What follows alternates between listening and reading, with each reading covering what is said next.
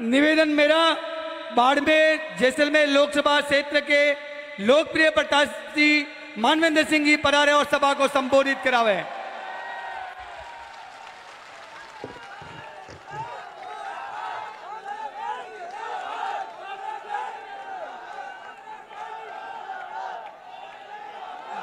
धन्यवाद धन्यवाद धन्यवाद धन्यवाद धन्यवाद। सबको राम राम। मंच पर विराजमान माननीय अशोक जी गहलोत राजस्थान मुख्यमंत्री, सचिन जी पायलट उप मुख्यमंत्री एवं समस्त समय के अभाव के कारण समस्त विराजमान मंचासीन अतिथिगण, मंत्रीगण,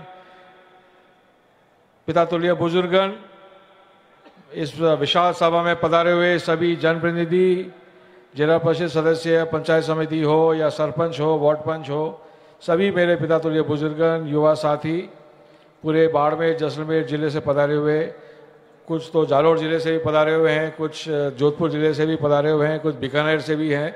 आप सभी को बहुत बहुत धन्यवाद। आप इस सभा में पधारे, सभा की शोभा बढ़ाई। मैं कुछ लोकल जो विषय हैं मैं सामने रखना चाहता हूं आपके, क्योंकि आज संजोग से कल्ला साहब भी यहाँ विराजमान हैं जो हमारे प्रभारी मंत्री हैं, और हमेशा बाड़मेर जैसलमेर का सबसे महत्वपूर्ण विषय होता है तो पेयजल की व्यवस्था होती है, पीने के पानी की व्यवस्था हमारे लिए भी और हमारे पशुओं के लिए भी, हमारे गायों के लिए भी। गायों की चर्चा अभी हरीश जी ने करी है, अपने चारा डिपो, शिविर। तो मैं यही निवेदन करना चाहता हूँ कि जो अभी अधूरी योजनाएं हैं, मुझे विश्वास है कि सरकार उन योजनाओं को पूरा करेगी। जिस प्रकार अभी जनवरी फरवरी के महीने में आचार संहिता लगी, उसके पहले कई वर्षों से कुछ नरेगा कर्मियों की भर्ती ऐसी ठंडे अवस्थे में पड़ी थी। वो मेरे पास आए, हम गए सचिन जी पायलट को मिलने के लिए। सचिन जी ने फाइल पहुंचाई अशोक जी के पास, और 10,000 के लगभग, 10,000 से ऊपर लगभग पूरे राजस्थान में वो प्रभावित हुए। उनको रोज़गार मिला है, स्थायी रोज़गार मिला है, और 10,000 तो एक महीने में हुआ है।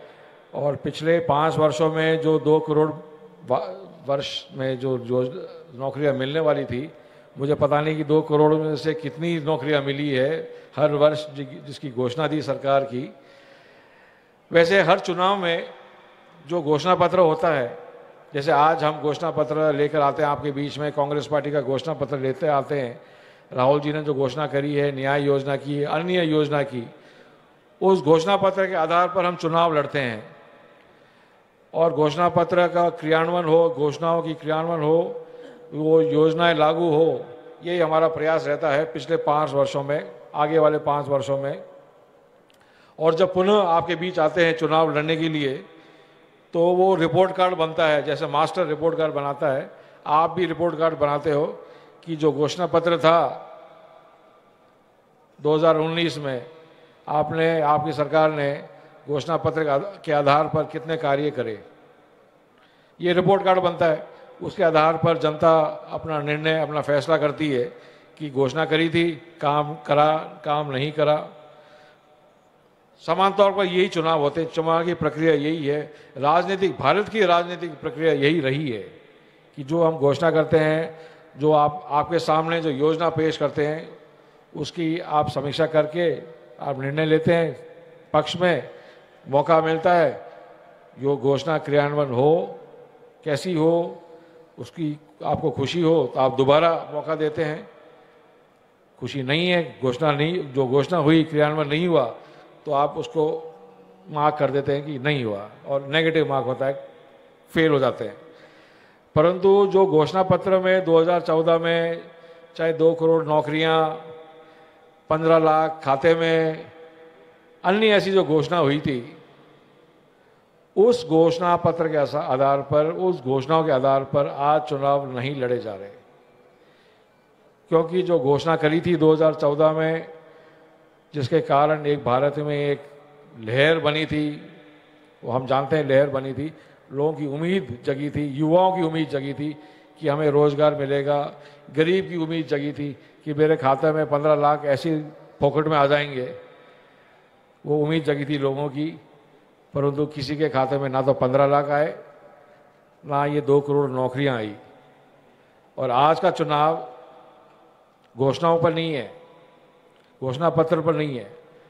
आज का चुनाव लोगों को भयभीत करके, राष्ट्र सुरक्षा से जोड़कर, वो हमारा है, वो देशद्रोही है, देश को बांटकर ये चुनाव लड़ा जा रहा है।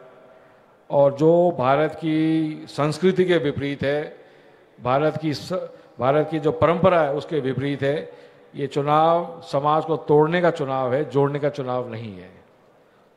जब श्री राहुल गांधी जी के साथ चर्चा हुई थी कांग्रेस पार्टी ज्वाइन करने की, तब मैं राहुल गांधी से मिले, फिर अशोक जी से भी मिलना हुआ। अविनाश जी के घर पर भोजन भी रखा गया जिसमें हरीश जी और हम साथ में थे। आम तौर पर चर्चाओं में यही था कि कांग्रेस परिवार में सबके लिए जगह है। ये मूल बात हुई थी उस समय। राहुल गांधी जी के साथ भी यही चर्चा हुई थी, बात हुई थी, और अविनाश जी के घर पर हरीश जी के साथ यही चर्चा हुई थी कि सबकी जगह है, कांग्रेस परिवार में सबके लिए जगह है। कांग्रेस एक बड़ा वृक्ष है जिसकी छाया में सब आगे बढ़ सकते हैं।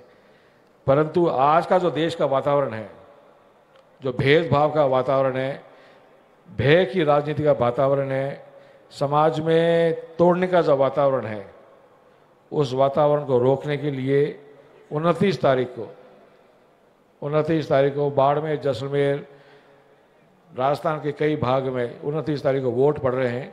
समाज को जोड़ने के लिए वोट पड़ रहे हैं, देश को एक करने के लिए वोट पड़ रहे हैं, देश के भविष्य को सुदृढ़ करने के लिए वोट पड़ रहे हैं कि वापस जो भारत की परंपरा रही है, जिस प्रकार हम ढाणी में, गांव में एक साथ रहते हैं, आपस में अपना त्यौहार मनाते हैं, आपस में अपने बहन बेटे को गोद में भी देते हैं, उसमें गोद देने में कोई धर्म का रुकावट नहीं है, ना कोई वर्ग का रुकावट है, ना कोई जाति का रुकावट है।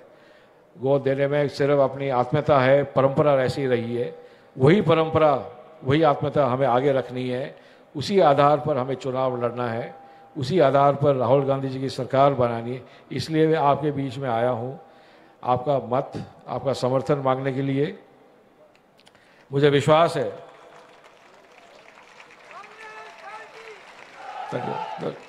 धन्यवाद। मुझे विश्वास है कि जिस प्रकार कांग्रेस के राष्ट्रीय नेतृत्व ने मुझे स्वीकार करा था, उसी प्रकार बाड़मेर, जैसलमेर के कांग्रेस परिवार ने मुझे स्वीकार करा, उसी आत्मीयता से स्वीकार करा, उसी प्रेम से, स्नेह से स्वीकार करा। और जब से मैं आया हूँ तब से ये स्नेह और प्रेम बढ़ा ही है, परिवार की संख्या बढ़ी ही है।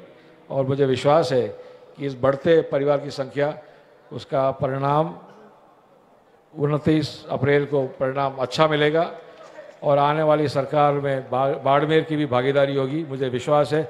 बहुत बहुत धन्यवाद। जय हिंद, जय भारत।